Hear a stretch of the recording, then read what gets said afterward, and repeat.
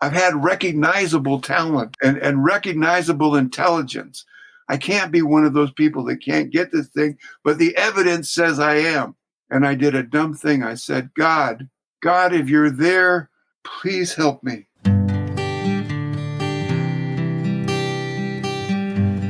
Well, hello, friends of Bill W. and other friends. You have landed on Sober Speak.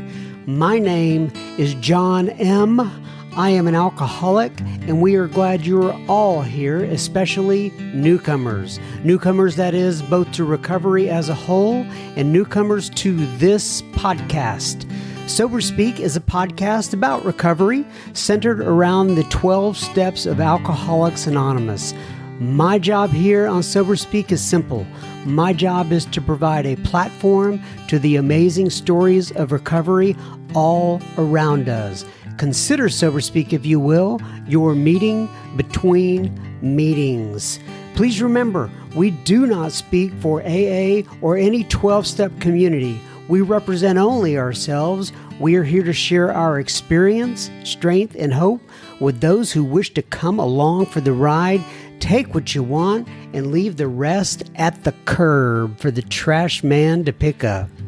From Studio A, deep in the heart of Texas, that was the voice of Mr. Doug R. that you heard at the beginning of this episode, and you are going to hear so much more from Doug R. in just a moment. But first things first, this episode right here is being brought to you by Anna and Clinton and Terry and Kurt and Todd and Joshua and Audrey and Jason and Mary Lynn. Excuse me, my voice is cracking up a little bit there. Do you know what Anna and Clinton and Terry and Kurt and Todd and Joshua and Audrey and Jason and Mary Lynn did? Well, let me fill you in. They went to our website, clicked on the little yellow donate tab, and they made a contribution. So thank you, Anna and Clinton and Terry and Kurt and Todd and Joshua and Audrey and Jason and Mary Lynn. This episode is coming right out to you'uns. I, John M., just another bozo on the bus, will indeed be the chairperson for this meeting between meetings, and I am truly honored and privileged to serve all of you listening in. I'm so glad you've joined us today. So take a seat, if you will, around this virtual table, and let's get started. Remember, no matter who you are or what your past looks like, you are welcome here. It is an open table for all, and we are excited that you have joined us. Just have a couple things today here on the front end. I wanted to share with you, well, two things. Number one, what I heard on the radio here this past week. I heard somebody talking, and they said, this really resonated with me. It says, prayer is not asking God to do what I want. It's asking God to do what is right. Let me say that again. Prayer is not asking God to do what I want. It is asking God to do what is right. And that so much lines up with the 11th step in our program. And it says, continue to take prayer and meditation. Wait a sec. I forgot it. You know what I'm talking about there. Asking God only for knowledge of His will for us and the power to carry that out. It was so nice. And here's something else I heard this week not heard, but I read. Rick R.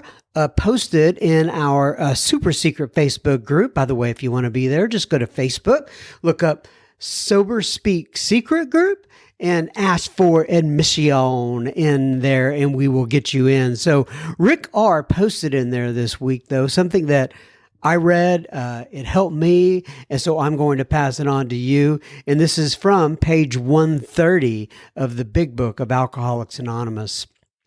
It says, we have come to believe He would like us to keep our heads in the clouds with Him, but that our feet ought to be firmly planted on earth. This is where our fellow travelers are, and that is where our work must be done.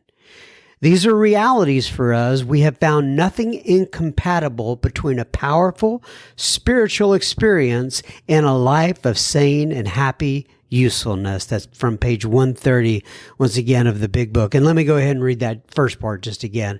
We have come to believe He would like us to keep our heads in the clouds with Him, but that our feet ought to be firmly planted on earth. That is where our fellow travelers are, and that is where our work must be done. Thank you, Rick R., for posting that. Now, on to our featured speaker, or featured guest, whatever you want to call it, speaker guest of the week. And this is Mr. Doug R. from California. And we're calling this episode, God, If You Were There, Please Help Me. Like I said, Doug is from, how do you pronounce it? We talk about it on the beginning of the episode. But anyway, he's from California, and I think it's Tujunga, if I'm not mistaken. But nonetheless, Doug has been sober since 1987. That is 34 years. Doug talks about what makes an alcoholic an alcoholic. We talk about his relationship with Steve Martin. Yes, the Steve Martin. And Doug's involvement in the play Hairspray for many, many years and what that experience was like. Doug talks about sucking whiskey out of his bedspread. Yeah, you know those lines where, you know how it says, you could tell you're an alcoholic if, right? That would be one of those lines. You were sucking whiskey out of your bedspread. You were probably an alcoholic. Anyway, we did run out of time on Doug's story, and I have scheduled him for a follow-up later this year to finish out his story. We ended up right when he was getting sober. But nonetheless, go ahead, sit back, enjoy Doug R. And remember, we will have plenty listener feedback at the end of this episode. Enjoy Doug. Okay, everybody. So today we are sitting here with Mr. Doug R. And I will let you pronounce the name of the town that you're from. But Doug R., why don't you go ahead and tell people, introduce yourself, give your sobriety date if you wish, and tell people where you live. All right. Yeah, my name is, and thank you, John. My name is Doug, a grateful alcoholic, and my sobriety date is June 7, 1987. My home group is this small new group called the New Attitude Group of AA in Burbank, California. And my wife, Carla, and I live in Tujunga, California, which is actually inside the city limits of LA, but LA being 450 square miles, we break it up into sections. And Tujunga is in the foothills of the Angeles Forest. So it's right on the edge of the forest and 20 minutes from downtown LA. And Tujunga is a Spanish spelling, Tujunga, a Spanish spelling of an Indian word. It's not a Spanish word. It's an Indian word, which there's some controversy about what it means. Some people say it means Mother Earth. It probably means the place where the rocks are, because if you stick a shovel in the ground, you're going to hit a rock the size of your fist. Not a lot of crops around here, but a lot of stone houses and fences. But a friend of mine said it's an Indian word, which means, where the hell did all these Harleys come from? So, and my sponsor's name is Ralph White, who you may have been a guest on your podcast, John. No, but you know what? I tried to reach out to him and he never did get back with me. So maybe with your help, we can actually get him on the podcast. Yeah, he doesn't shame easily, but I'll give it a shot. Good. And I want to mention this too. So, well, first of all, a couple things. Number one, you are appearing here because A good friend of mine, his name is Steve G. He was actually the host of you and your wife Carla when you all were up in Crested Butte, probably 6, 7 years ago, something like that. Do you remember being up there in Crested Butte? Oh, sure. Yeah, that was fun. It was a real good lineup of great speakers. It was a fun place to be and a fun little town. And we had the opportunity of driving from Denver to Crested Butte because they kept postponing our planes, postponing. Finally, we said, we need to get there. We rented a car and had this beautiful, beautiful drive from Denver to Crested Butte. So God take care of us always. I'm going to change your plans, Doug. And so I've heard you talk about this before. Also, the change of plans, and as you know, you've been invited to speak at a lot of different conferences, and I know you talked about Ken D and what he says about getting to the conference, and if you're late, how by the way, I love Ken D. Yeah. But not, so talk to me about that whole setup. Okay, yeah. I just didn't tell somebody else's story. And Ken said he was supposed to speak in, I think it was Houston, and he lived in San Diego, California. He got on a plane, and they went from San Diego to Denver, and then they were supposed to go from Denver to Houston. And you're sitting on a plane, you start talking to the person next to you. Where are you going? Why are you going there? You're going home. You're leaving home. Whatever. And so he told this guy, yeah, he's going to speak at an AA conference in Houston. The guy said, oh, I'm going to Houston. And so anyway, they got to Denver, and they got a lot of times Denver planes get sidetracked. I don't know why, but maybe because of the mountains. But they waited, and the plane they were supposed to be on was postponed, and then finally they had to put it on another plane, and they got postponed for a couple of hours. And the guy said to Ken, so this conference in Houston, when are you supposed to speak? He said, tonight. And he said, what time? He said, 8:00. He said, well, you're not going to make it. No, we're not going to make it. So, well, how big a conference is it? I don't know, over 1,000 people, I guess. Oh my God! Well, what'll they do? He said, well, they'll have somebody else give the talk. Anybody there can give the talk. And the guy said, well, if anybody there can give the talk, why are they flying you in from San Diego? Ken said, I don't know. It's just how they do it. Yeah. And the obvious answer, Ken would have been too humble to say so, but he's a great speaker, a very funny guy with a great spiritual message. Yeah, I tried to get him on here. He is just kind of declining all, invites recently. Who knows? Maybe he'll pick it up again. But I understand he's been out there so many times. He likes to focus on his local San Diego group instead. Well, Ken is overcome with humility occasionally. I mean, one for a while. I don't know if you know. He went to live with an Indian tribe, I think the Hopis, but it may have been a different tribe. But went to live with them for a while. He didn't do any speaking, and whether he went to AA meetings there, I don't know. But then he came back, and he got back speaking again, and he's always sponsoring people. You can call him and talk to him. In fact, it's hard to get off the phone with him, but right.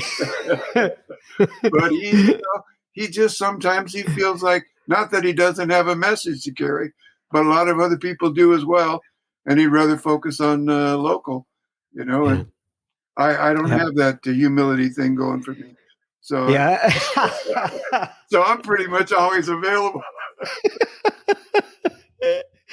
Yeah, and so anybody out there listening, I'm sure you can find, if you look up Ken D, San Diego, California, and you want to find some of his Oh gosh, hilarious and moving talks. He does a great job.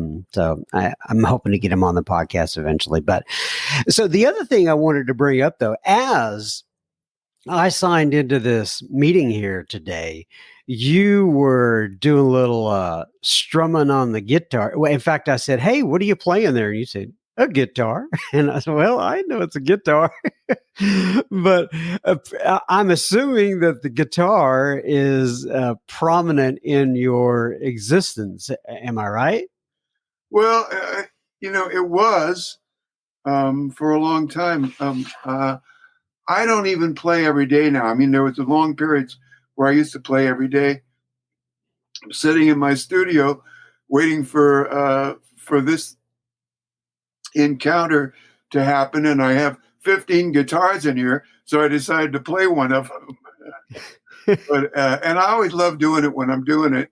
I used to sing, and I have last January I was diagnosed with COPD, which I had heard of it before, but I thought it meant the Colorado Police Department.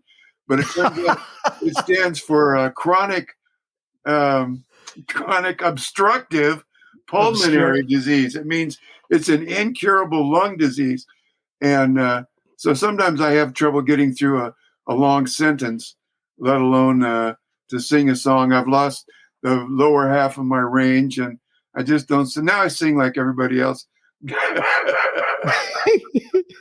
My wife Carla, who always said she can't sing, sings much better than I do now. But and it's funny because I used to sing when I gave my talk. I would talk about I had in 1970.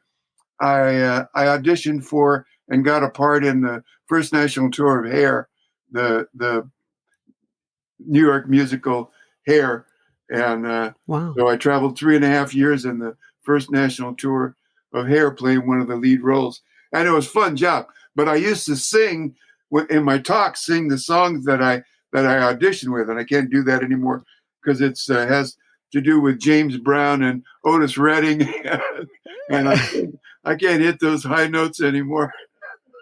Wow. So I don't Well, play very. much anymore. Okay, so let's dive into your story here a little bit. Tell me, like, have you ever have you ever sat around and thought about, what made me an alcoholic? Why am an alcoholic? I mean, have you gone through that kind of mental gyrations Well, I before? did when I was new. I mean, what makes me an alcoholic is that my body doesn't process alcohol in the same way that 90% of the people on the planet do. Um, I mean, that's pretty much it. Um, but when you're new, you actually, I think we do this looking for a way out. They say look for the similarities, not the differences. Which, by the way, is is why I noticed when I signed in, it's had pronouns.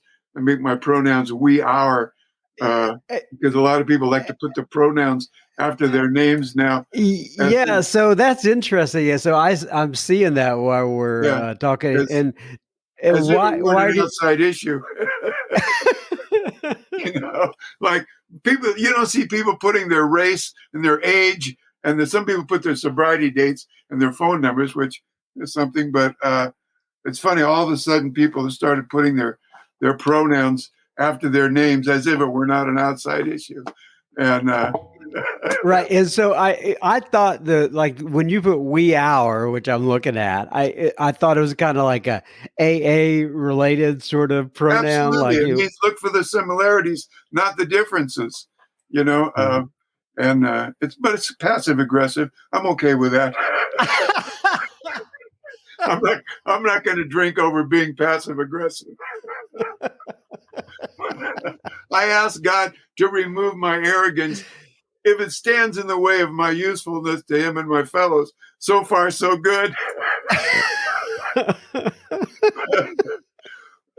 But uh, where were we? Oh yeah, oh We yeah. were talking about what makes Ways, one an alcoholic. ways to get out of here. Because I mean, when I came in, it seemed like I heard a lot of people saying, um, I come from an alcoholic family. My wife Carla came from an alcoholic family and started drinking young. I never had a drink till I was 18.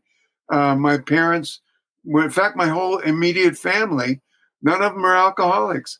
My dad enjoyed a beer occasionally, and he actually said one time, "I'd enjoy a beer," but the idea of drinking so much beer that it affects the way I walk and talk and drive a car, it's kind of insane. It's like, I don't know. Right. He would stop what he was doing on a Saturday afternoon and go have a beer, working in the car, working in the yard, watching a football game, stop and have a beer and then go back to what he was doing. So, I mean, my mom, I don't know if you've ever heard this. I talk about it sometimes. My mom may have been an alcoholic, but we couldn't tell because she wouldn't drink. And you really can't accurately diagnose somebody with alcoholism if they won't swallow any alcohol. And when I finally got around to asking her, it was about 3 years sober, "Mom, why don't you drink?" And she said, "What do you mean?" I said, "Well, that was English. Why don't you drink? You mean now? No, I mean ever. I don't know. Are you an alcoholic? Am I an alcoholic? Have you ever seen me take a drink? No, but I know hundreds of alcoholics that don't drink. I mean, what's your deal?" And she said, "I don't know." And she got kind of defensive, like I'm calling her an alcoholic. And she, and she said, "I don't know, when I was young and my friends drank, I'd drink with them. Every time I drank, I got sick, stupid, and obnoxious. So I just stopped." And I said, What? You got to drink through that, Mom. The promised land lies beyond sick, stupid, and obnoxious. You can't just puke on a few friends' shoes and then give it up forever. So, as good as she was a lovely lady. She's about 4'10", and generous, funny, smart, caring, loving woman, musical, but she just didn't have the tenacity. She,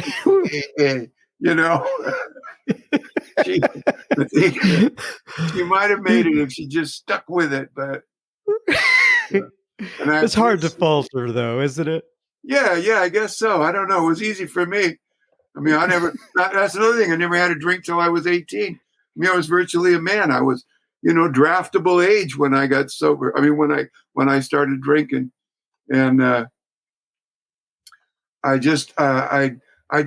my friend Morris, he was like a sex sponsor. He was like a little bit more advanced than the guys we hung out with.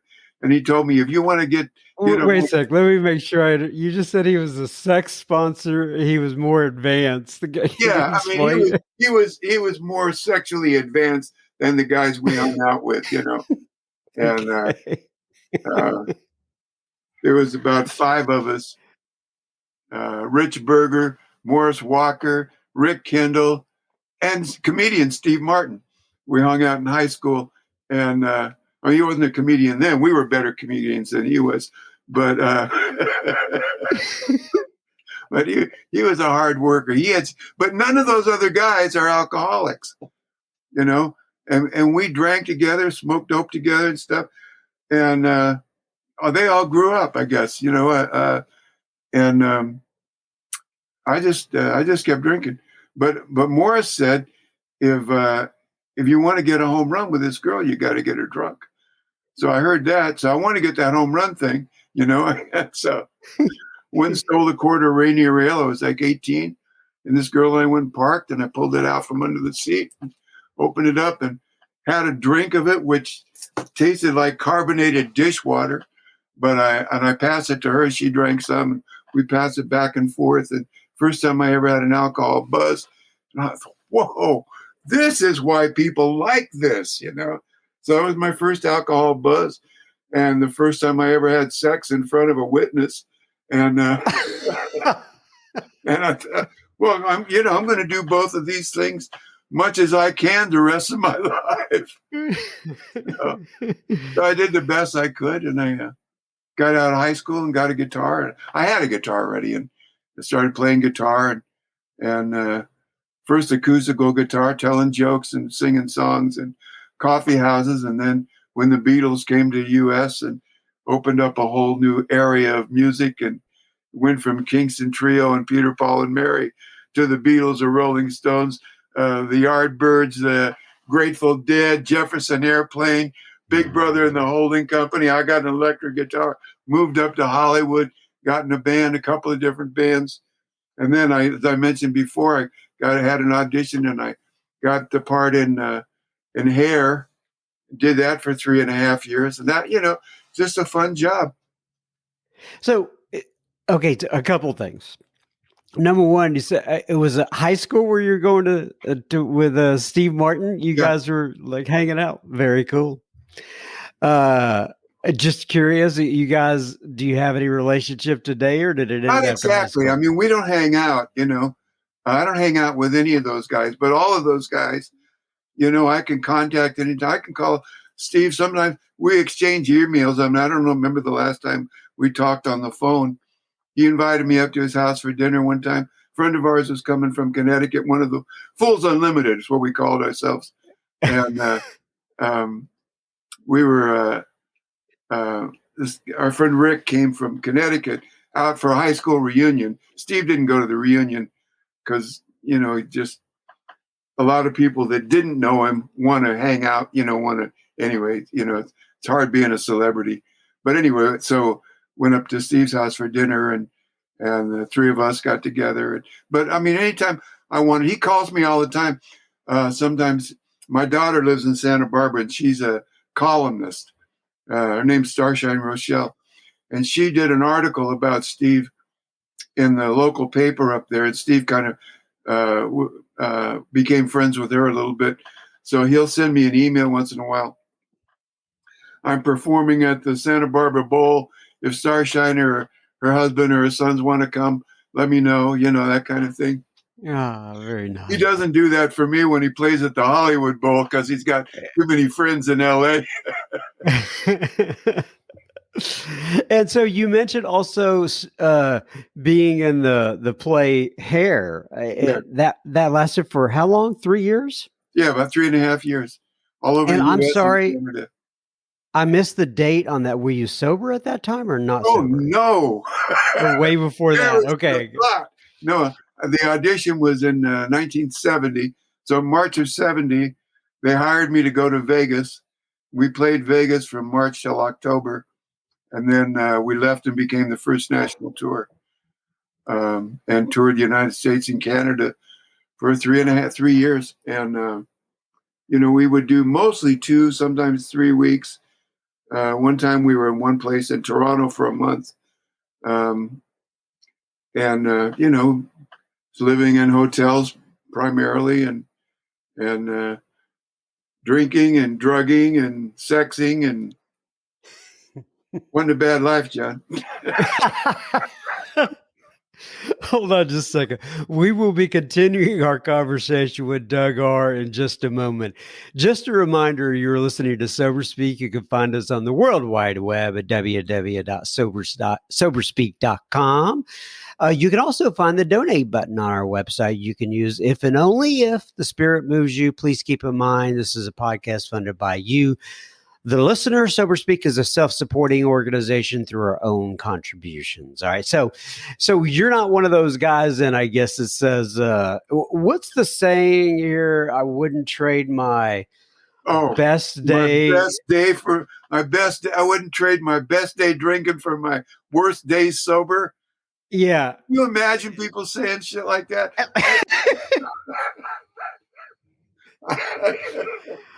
I don't get that either. I mean, and I know people that is true. They say it, and if I talk, they say, no, I wouldn't. I never had a good day drinking. I said, oh, poor baby, because I had some good days drinking and using. Right. I've had some bad days in 34 years of sobriety, but I don't know about very much. Right. And, when I hear that sometimes, I'm like thinking, well, listen, if you ever go back out, you come get me and I'll show you how it's done. All There right. you go. I still have some pretty good skills. I'm pretty sure I could dust off and get people going in the right direction. All right. So, all right, so you're out there touring, you're having a good time, you're living the big life. At some point, I'm assuming this thing started to take a little bit of a dive. Yeah, not during the tour. I mean, Yeah, I mean after that. yeah. After that, well, see, towards the end of that run, I had hooked up with a gal who was working in the show. She wasn't a performer. She worked in the office, and we got together, and she got pregnant, and we had a little girl, and who was born on the road. Starshine, is her name, because she was born when we were, you know, I came off stage at one Oh, point, and her mother's there, and she goes, she's, I don't know, 6, 7, 8 months pregnant. She said, I got it. If it's a girl, Starshine. And, yeah, that's fine. Whatever. I mean, I don't care because uh, I know it's going to be a boy. I mean, look at me. You know, how could my sperm produce anything but a man child? It's a good thing I never was obsessed with my ego. Anyway, Hey. but so we did. We had this little girl, Starshine, and Starshine. That's and beautiful. she went back to L.A. and she set up housekeeping. And when the show had finished its run, I came home, and I was home for a while. And I don't know. She went to work for doing office temp work, and I kept auditioning for things, and I got a lot of callbacks, but never really made it to get the part. And I would visit friends and cheat on her mother, and take her to bars and auditions and stuff, and on the back of my Harley, I went to Mhm. Goodwill and got a car seat and welded some brackets on it, strapped it to the back of my Harley. She's riding around, no helmet, in diapers on the back of a Harley in LA traffic. And I think, what a good parent I am, taking care of Oh my my kid during the day. goodness. But finally her mother just said, look, stay in your daughter's life. I know you love her. She loves you. But just get the hell out of mine. I can't do this anymore. So she was a really good mother, really good mother. And I did the best I could to contribute to her, to my daughter's upbringing. But I just stayed in her life. I didn't, you know, her mother remarried, married a great guy, and there were times the more I drank and used, the worse parent I became. Grew up when she was going to school, and I mean one time I went to her school, and she told me the next day, my math teacher said, "How charming you were! You were funny and charming." That was one time. Another time, I went there and I was a little too drunk, and I tripped over a chair, and I yelled at somebody who was in my way, and I tried to make a pass at one of her teachers, and just she never knew if I was going to end up coming be the charming dad that everybody liked, or the asshole that just embarrassed her. One time I went to pick her up at her mom's house. I was on a Saturday at noon. I'm going to pick her up. We're going to spend the weekend together. And I was already drunk. I didn't mean to be. It gets out of hand. And her stepfather said, Doug, you're drunk. I can't let Star get in the car with you. And I knew he was right. I was embarrassed and ashamed, and God, I left there, drove down the street, and I started crying so hard I couldn't stand it. I had to pull in a liquor store and get a bottle of whiskey to stop the pain, and it worked. A couple of pulls Mhm. on that bottle of whiskey, and that pain, that kind of pain that you're so embarrassed and ashamed that you think it's going to get worse every second from now on, and a couple of Mhm. shots of whiskey, it's gone. That's what alcohol does for me. When people say, why do you drink so much? And you want to say, why don't you? You know?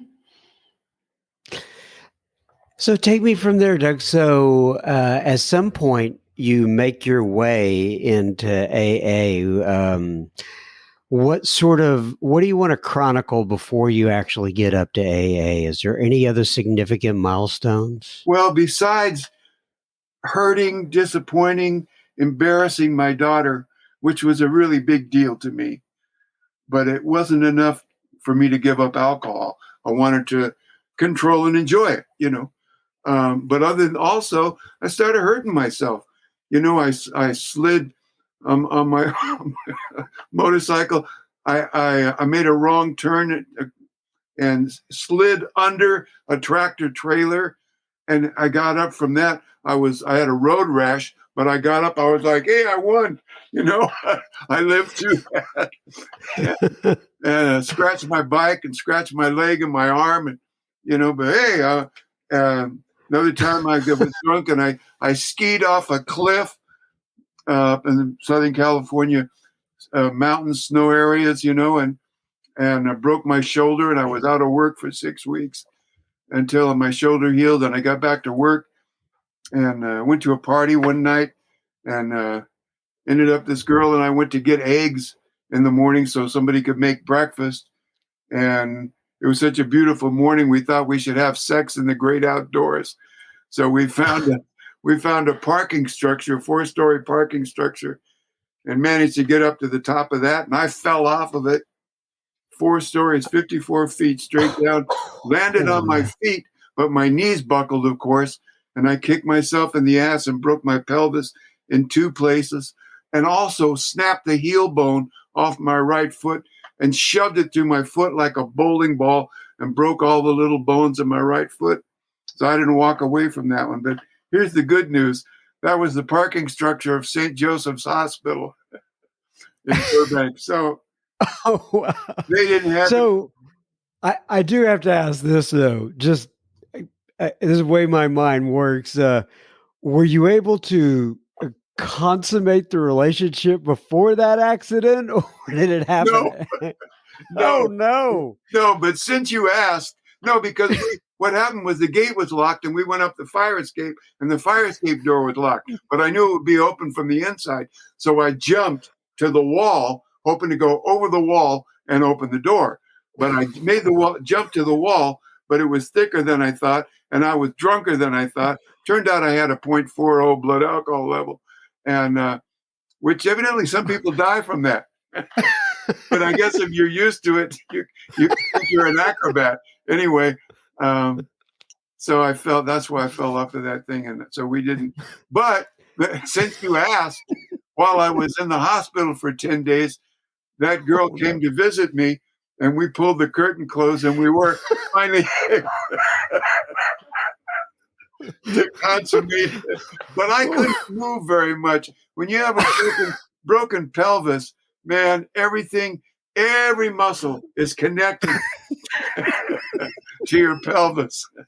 So anyway, I won't go into the details. You're right. We'll let it drop. I was there for 10 days, and they finally figured out how to kind of put my foot back together so it looked like a foot again after 8 hours of surgery. I had friends bringing me in whiskey and cocaine into the hospital, and it never occurred to me to ask the doctors, look, I know you're giving me Demerol and Percodan for the pain. I'm self-administering cocaine and Irish whiskey. There's going to be a conflict, I didn't even think about it. I thought, hell, I'm in the hospital.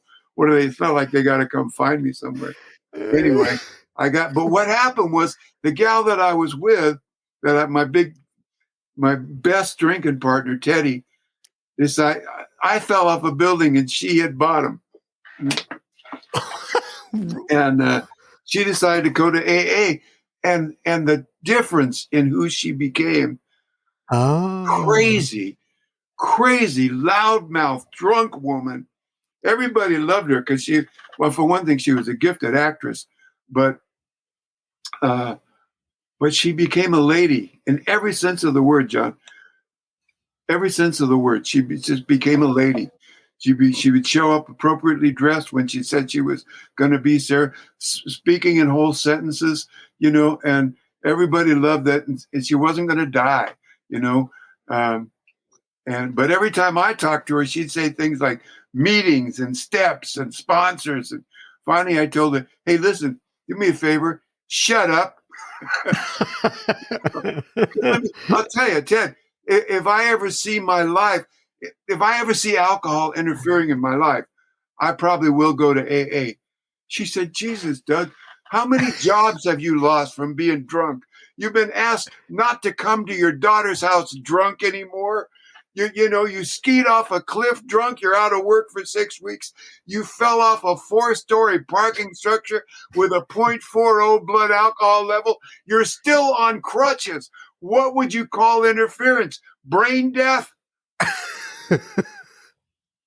She's got a good point. I said, "Well, yeah, okay, I see where you're coming from, but, but I don't think accidents should count. Yeah. I mean, really, anybody fall off a 4-story building is going to get hurt, drunk or sober. So you got alcoholism mixed up with gravity. See, and she said, "You're impossible. You're impossible. I'm out of here." So I thought, okay, I won that one. But I watched her life. I watched her put her life together. She started working in treatment. She met and married a handsome, talented TV actor.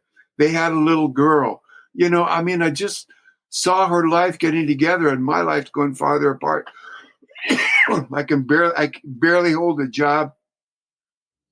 Fortunately, I worked in a union where you call in to get sent to TV studios, so it wasn't like I'd get fired from one and I call the union and get sent to another. But my life was really going down the toilet, John, and I finally decided to go and try AA. Really, what I had in mind was whatever these 12 steps are, maybe there's 2 or 3 of them that I can apply to seriously cutting down. Because I don't know what the steps are, but maybe there's a couple of them. I don't know. And I went to an AA meeting, and I got my first big book.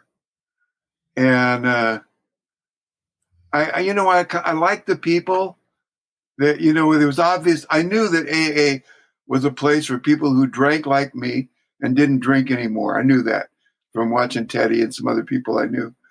And I didn't care about doing that. And I really didn't care about all the God stuff in here, but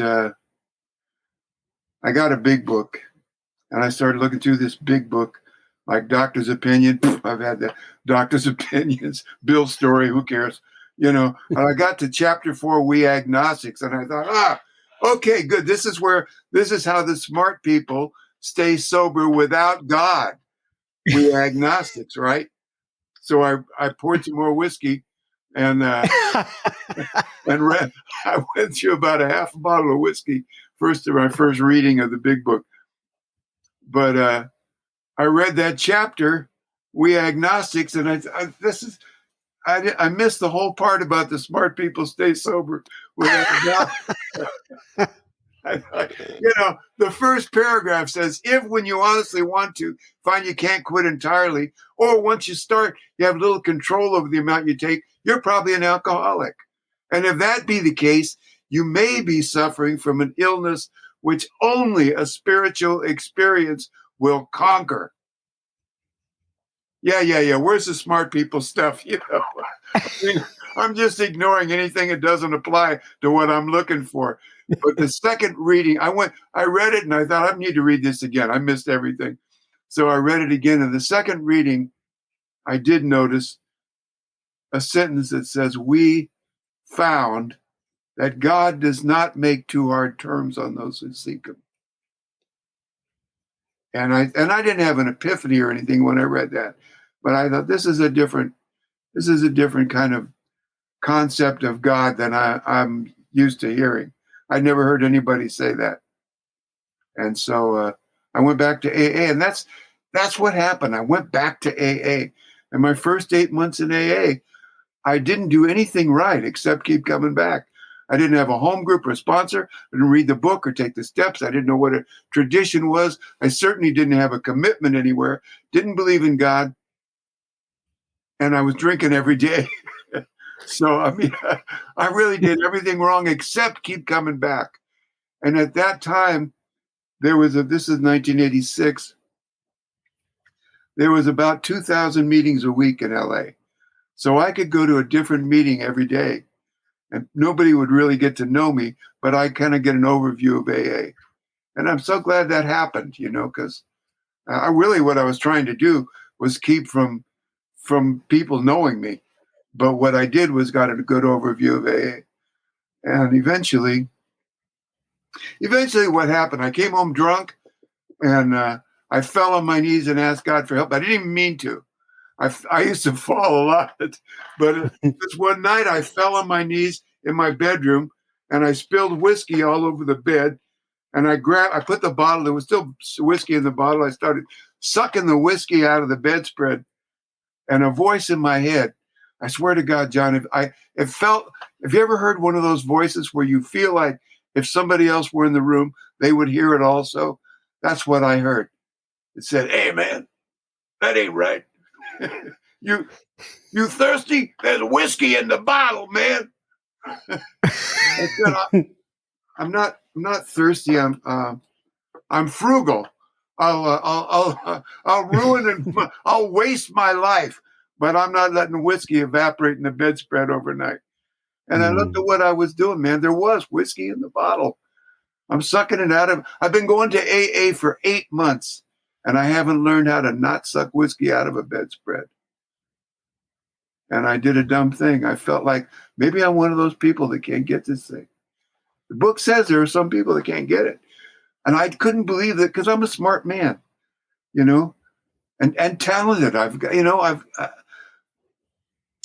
had recognizable talent in my life and recognizable intelligence. I can't be one of those people that can't get this thing, but the evidence says I am. And I did a dumb thing. I said, God, if you're there, please help me.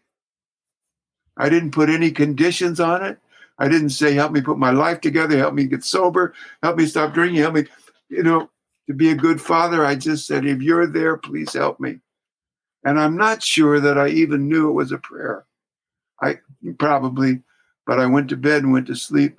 And over the next 2 weeks, almost every day, somebody from AA was between me and a drink, behind the counter of a liquor store, in the pushing a cart in the aisle of the supermarket in the liquor department. Hey, one day at a time, and I'm taking chips. I got different sobriety dates at different groups. I'm taking, claiming sobriety, and I, I see somebody in the store. I don't remember what meeting they're going to, or if I have 60 days or 90 days or whatever. But a bartender, a goddamn bartender, went in this bar. And this guy from AA, I said, what are you doing in here? He says, I work in here. What are you doing in here? You got any coffee? It's like, I came in to use the phone. And I finally, after 2 weeks of this, I realized that I had asked God for help. And I clearly had gotten the help that I asked for. That may have happened before. But if I did, I never noticed it.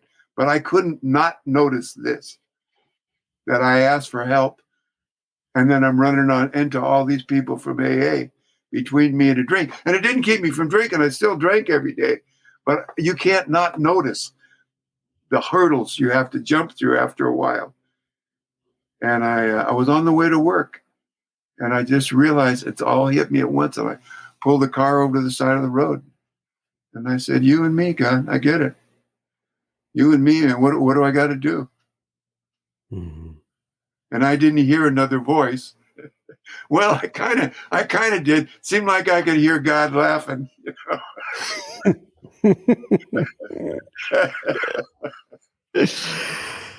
All right, Doug. So here's what I run into sometimes with people.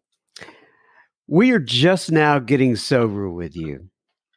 I've got some appointments I have to get to. I'm enjoying this conversation so much. How about we pause the recording button here in a second. I get you on the calendar, and you come back at some other point to tell the what it was like version of this. Okay, what's happened after you, because Yeah. because now we've got 34 years to cover, right? And I would love to have a conversation about that. Would you be willing to come back at some other point? Sure, this isn't very painful. No, this hopefully it's not painful, and I would love to have you back. And I'm also going to talk to you a little bit about your wife Carla after we hit the pause button on the recording here. But here's what I always do: I close it out with page 164 from the Big Book, and it says, "Abandon yourself to God as you understand God. Admit your faults to Him and to your fellows. Clear away the wreckage of your past. Give freely of what you find and join us. We shall be with you in the fellowship of the Spirit, and you will surely meet some of us, like me and Doug R., as you trudge the road of happy destiny. May God bless you and keep you until then." Once again, Doug, I really appreciate you coming on today. My pleasure, John. Oh, that Doug R is a hoot, is he not? And I'm going to look very forward to having him on an upcoming episode. Now, remember, we do not want you sharing your gossip, but we would love you to share this episode with a friend or a family member. It may be just what they need today. Thank you so much again, Mr. Doug R. Now, on to a little bit of listener feedback. Lisa writes in, Lisa V, actually, as he says, "Hey, John, I just wanted to drop you a line and tell you how much your podcast has meant to me in my sobriety. I've been sober since May 31st of 2021, so I'm still very much a newcomer, and I know I have a lot to learn. I've heard some really great things, and I have definitely not left at the curve." I have heard a lot of great things that I have definitely not left at the curb for the trash man to pick up, but I've held on to. Whether you're featuring a guest who can help me understand the fundamentals of AA and sober living, or someone that has a life story I can relate to, your show is always worth listening to. Please continue your great work. You are helping people to keep the plug in the jug, and that is how we stay sober in AA. P.S. I love your interview style, and you seem to always ask people the exact questions that I'm wanting to know about. Thanks for all you do. Lisa V in Lincoln, Nebraska. Well, Lisa, that's so kind of you. That message that you sent in just made my day. I so much appreciate it. I really, really do. I appreciate all you guys out there. I'm blessed to get to know some of you in person, and the people that I know in Alcoholics Anonymous as a whole, and the people that I get to see at my home group. And I'm a blessed man. And then I get to know all of you all virtually and hear your comments and get to kind of be a small part of your sobriety. And it just gives me so much joy. Thank you, Lisa. Claudia writes in, and Claudia says, "Hello, John. Greetings from Brazil. I was driving to work this morning listening to Rachel W.'s wonderful story, and I identified as a mother as well with her a lot. And if you have not heard Rachel, let me go here just real quick and look at this. That's Rachel W. Podcast. You'd think I would know this stuff right off the top of my head, but it's Rachel W. episode number, why is it loading so slow? Anyway, Rachel W., if you have not heard that episode yet, I would just highly recommend you to go back and review Rachel's episode again. It was absolutely fantastic, and you'll have to excuse me. My internet is not loading right now, but it is like two or three episodes before this. this. I think I released it on like January 7th, right in that area, if I'm mistaken. And so anyway, you got to go back and hear Rachel, which is absolutely fantastic. Anyway, she says at the end of the episode, of Rachel's episode, you were reading audience comments and someone said that they fast forward through your introduction. And I thought, well, first of all, I really have fun with that introduction, and most of the chances are that John and his contagious energy will always bring some inspiration to my day. Well, thank you, Claudia. She says, well, 5 seconds later, you read my, so she's listening to the email, she's listening to the episode, and she says, well, 5 seconds later, you read the email that I sent out to you last December.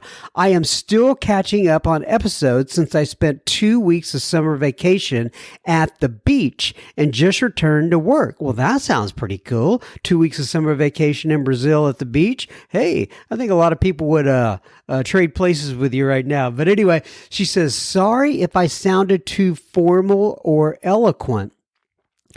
Here goes another one, RS. I'm not sure what that means. You didn't sound too formal or eloquent for me. Formal for me? Are you kidding me? Anyway, she says, here in Brazil, we usually go to English courses since we were kids, and they always focus more on writing and formal language. So whenever I'm writing something in English, I feel like I'm writing an essay. But for the first time when I went to North Carolina, I could not get right what I wanted at McDonald's. She's got two big smiley faces. Anyway, if it sounded like I was the Queen of England or Master Yoda speaking, I apologize, but it was 100% sincere and full of love. Again, thank you for reading. It made my day. Best wishes. Looking forward to the episodes you mentioned. Well, guess what? I hope this makes your day too as well, because you got this one read on air, and I appreciate it. Let me say this. You speak 100 times better English and write 100 times better English than I do Spanish or Brazilian, which I think is Portuguese. I digress. But anyway, thank you so much for writing in.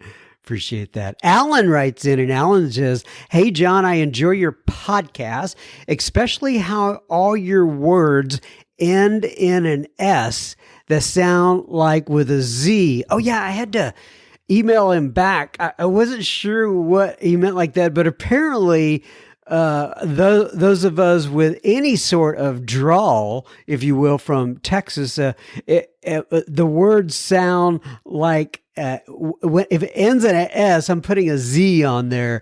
I'm going to have to go back and listen to myself. Not, but anyway, you've got a great presence on the podcast, friendly and engaging. Can't think of a particular speaker I like. I just enjoy listening to this podcast. There are so many out there, and yours is done very well.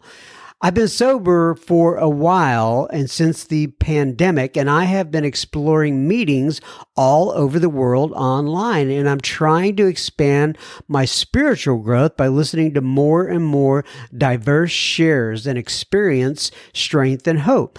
Do you ever, oh yeah, I remember this. Do you ever interview AA historians or trustees? I just read the book, Writing the Big Book. And the author is speaking at a history symposium tonight, and he gave me the link. I wasn't able to attend if you're interested. Also, the book 12 Steps to Religionless Spirituality is an amazing book and written by former Class A trustee Ward B. Ewing. Anyway, thanks for your service. Take care, Alan. Well, I don't know if you're referring to trustees that are alcoholic trustees or non-alcoholic trustees like Ward there, but this particular episode right here is Jimmy D. And I'm always interested in interviewing somebody. I have a tendency, and as you know, I emailed you back and said I was asking if you could get the name of the person who wrote that book for me, so I could get in touch with them and possibly have a conversation. But anyway, thanks for bringing that up, Alan.